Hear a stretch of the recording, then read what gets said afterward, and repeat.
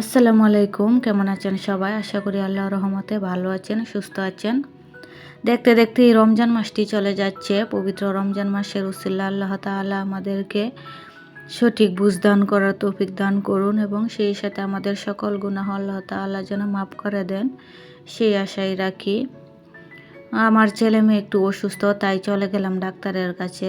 ওদের চোখে একটু চোখ ওঠা বলা হয় যেটাকে, চোখ ওঠার মতো হয়েছে, তাই ওর আব্বু দেরি না করে ডক্টরের কাছে নিয়ে গেল। তো আর ওর আব্বু খুবই কেয়ারফুল বাচ্চাদের এই বিষয়গুলোতে। একটু শারীরিক সমস্যা হলেই ডাক্তারের কাছে নিয়ে যায়, তো বাসায় আর রাখে না। এই দিক দিয়ে আবার খুবই ভালো একটা দিক আমার হাজব্যান্ডের। তো এই যে ডক্টর আসতে লেট হচ্ছে, আর বাচ্চা মানুষ তো ওরা খুবই উশৃঙ্খল হয়ে গেছে, একদম চলে আসবে বাসায় এরকম করতেছে। তো এই যে দেখেন খেলাধুলা নিয়ে ব্যস্ত। তারপরে ডাক্তার দেখিয়ে বাসায় চলে আসলাম। আর আসার পরে এই যে বাসাটা একটু গুছিয়ে নিলাম।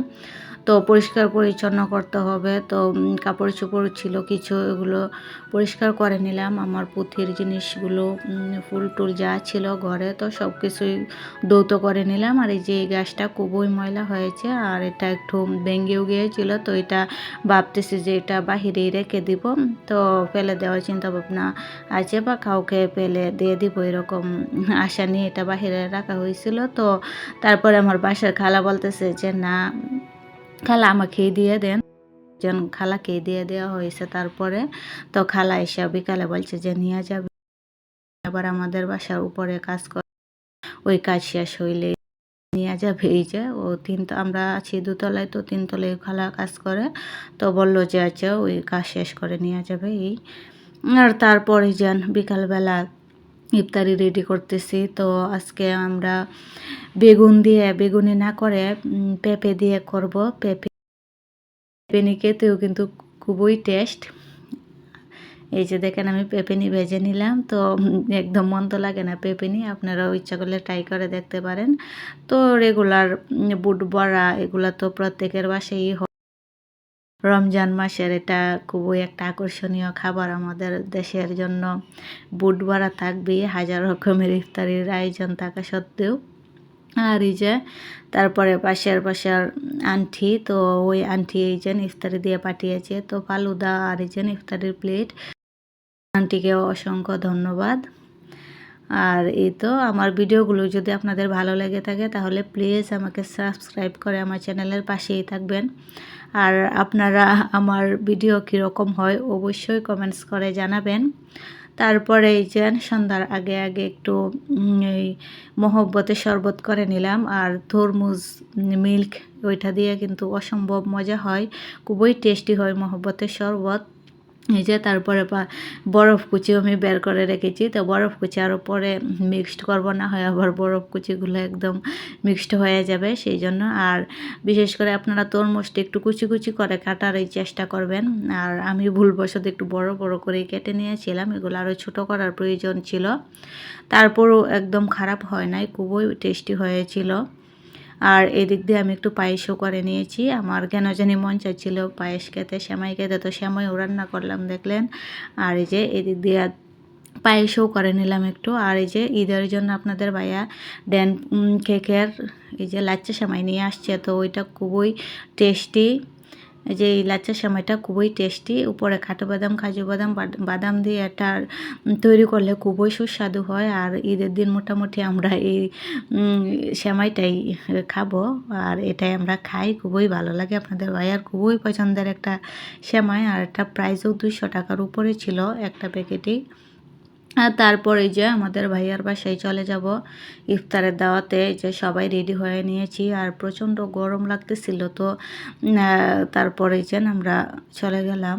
আর রাস্তায় আপনাদের ভাইয়া কিছু ফল টল নিচ্ছে, তো এই যে ফল নেওয়ার পরে আমরা আবার অটো করে যাচ্ছি। আর যাওয়ার পরে এই যে মাশাআল্লাহ আলহামদুলিল্লাহ, এই যে আমার আব্বু, আমার ভাইয়ের ছেলে, আপনারা সবাই আমার ভাইয়ের ছেলের জন্য দোয়া করবেন যেন সুস্থ থাকে।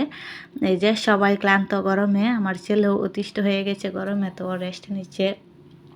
আর আমার মেয়ে যাওয়ার পরে তোর ছোটো ভাইয়া কী কোলে নিচ্ছে, এই যে দেখেন কত শান্ত ভদ্র আমার মেয়ে। তো ও আবার বাচ্চা খুবই পছন্দ করে। আর তারপরে যে ইফতারি টাইম হয়ে গেল। তো আমরা ইফতারি করে তারপর খাওয়া দাওয়া করে বাসায় চলে আসলাম। আর আসার পরে যে পরের দিন আমরা একটু চলে গেলাম আমি আর আপনার ভাইয়া তো সবজি কেনার জন্য। আর সবজি মোটামুটি শীতকালে প্রচুর খাওয়া হয়েছে। আর যেহেতু শীতকালে সবজির প্রাইসও কম থাকে, তো ইচ্ছা করলেই সবাই একটু বেশি বেশি সবজি খাওয়ার চেষ্টা করবেন। আমরা বাজারে যাওয়ার পরে তো লাউ নিবই, কারণ দেশি লাউ আমার খুবই প্রিয়। আর আপনাদের ভাইয়া সালাদের সেই গাজর, টমেটো, শসা এগুলোই বেশি নেয়।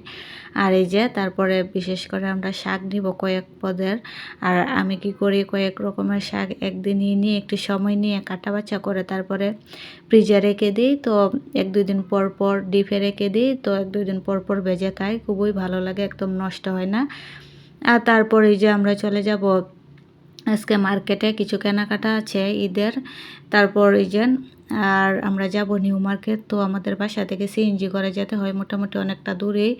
আর এই যে দেখেন আমার ছেলে তো খুবই বিরক্ত করতেছিল। তো আর এই যে বিশেষ করে মামার সিএনজিতে একটা তুলসী গাছ রোপণ করা ছিল, সেটা দেখে আমার খুবই ভালো লেগেছিল।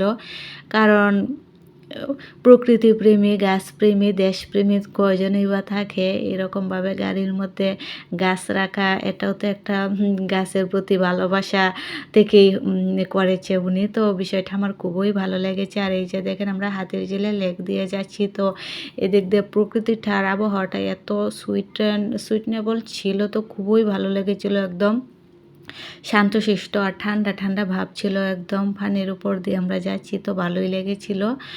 আর যাওয়ার পরে তো একদম আমার মনটাই খারাপ হয়ে গিয়েছে, কারণ নিউ মার্কেট এত এত লোকের ভিড়। তো বাবু নিয়ে যে কিভাবে আমরা একটু ঘুরবো বা ড্রেস দেখবো, জিনিস দেখবো, সেটার কোনো ফায়দা ছিল না। সেই জন্য আমরা তারপরে কিছু কেনাকাটা না করেই চলে আসলাম আমাদের বাসার পাশে আমরা যেই শপিং মল থেকে অলওয়েজ শপিং করি, তো সেটা থেকেই আমরা এসে কেনাকাটা করেছি।